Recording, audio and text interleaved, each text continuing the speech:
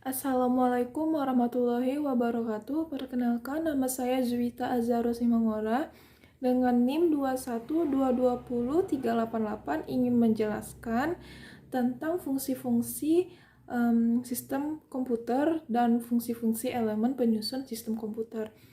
Lalu yang pertama yaitu input device. Input device adalah perangkat keras komputer yang berfungsi untuk memasukkan data, memasukkan informasi, dan memasukkan perintah dari pengguna ke sistem. Lalu yang kedua adalah output device. Output device sama seperti input device, yaitu perangkat keras komputer yang berfungsi untuk menampilkan hasil dari data yang sudah diolah. Lalu yang ketiga adalah input or output. Input or output ini adalah port yang berfungsi untuk menghubungkan dari sistem ke perangkat luar komputer. Lalu yang keempat adalah CPU. CPU bisa dibilang otak komputer yang dimana untuk menilai sebuah cepat atau lambatnya komputer dinilai dari kualitas CPU tersebut. Lalu yang kelima adalah memori. Memori adalah media penyimpanan untuk menyimpan hasil pengolahan data atau informasi. Memori ini dibagi menjadi dua, yaitu memori internal dan eksternal. Yang dimana memori internal adalah RAM dan ROM. Lalu yang kedua adalah hard disk dan kartu memori. Lalu yang keenam adalah control bus. Control bus ini berfungsi untuk mengontrol penggunaan akses ke data bus dan address bus. Lalu yang ketujuh adalah address bus. Address bus ini berfungsi untuk memilih port dan atau memori agar seluruh perangkat terhubung dengan sistem. Lalu yang kedelapan adalah database.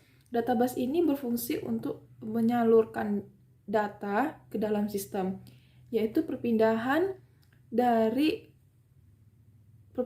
ke CPU, lalu dari CPU ke dalam memori. Lalu elemen-elemen penyusun sistem kerja komputer. Yang pertama adalah hardware. Hardware adalah perangkat keras yang dapat dilihat, diraba, dan dirasakan oleh indera manusia. Lalu perangkat keras ini dibagi menjadi 4, yaitu 1 alat masukan atau input. Dan input ini adalah ya seperti yang pertama, yaitu alat untuk memasukkan data, informasi, dan perintah dari pengguna ke dalam sistem. Contohnya seperti mouse, keyboard, dan scanner. Lalu yang kedua adalah alat proses. Alat proses adalah alat untuk memproses data yang dimasukkan dari pengguna ke dalam sistem. Contohnya seperti CPU. Lalu yang ketiga adalah alat penyimpanan. Alat penyimpanan berfungsi untuk menyimpan data yang sudah diolah atau sudah diproses. Contohnya seperti RAM, ROM, dan hard disk. Lalu yang keempat adalah alat pengeluar atau output, seperti alat input, yaitu yang berfungsi untuk menampilkan atau hasil dari data yang sudah diolah dalam bentuk hard copy, soft copy, dan lain-lain. Contohnya seperti printer, monitor, dan speaker. Lalu yang kedua itu adalah software. Software berfungsi untuk menghubungkan software satu dengan software lainnya, lalu berfungsi juga untuk menghubungkan antara perangkat keras ke dalam sistem. Lalu yang ketiga adalah brainware.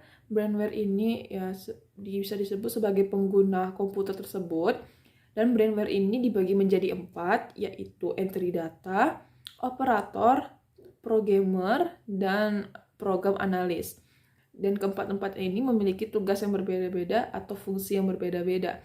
Ya, seperti membuat program, memasukkan data, dan mengolah data.